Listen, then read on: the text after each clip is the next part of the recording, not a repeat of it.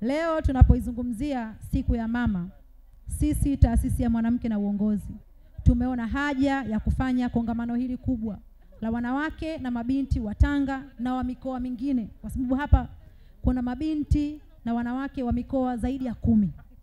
Na hili kongamano limehudhuriwa na wanawake na mabinti zaidi ya 500. Kwa nini hasa ama nini kilitufanya sisi tufanye kongamano hili siku ya leo?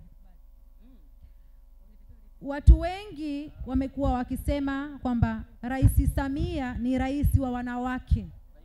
Wanawake mwende mkamchague Rais Samia.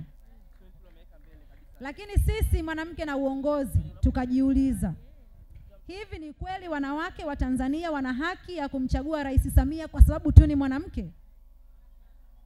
Kwa hiyo wanawake wa Tanzania tunaenda kumpigia kura Rais Samia za kura za huruma za jinsia yake? Sisi mwanamke na uongozi tuna kauli mbiu yetu inasema mwanamke makini, nguvu ya maamuzi.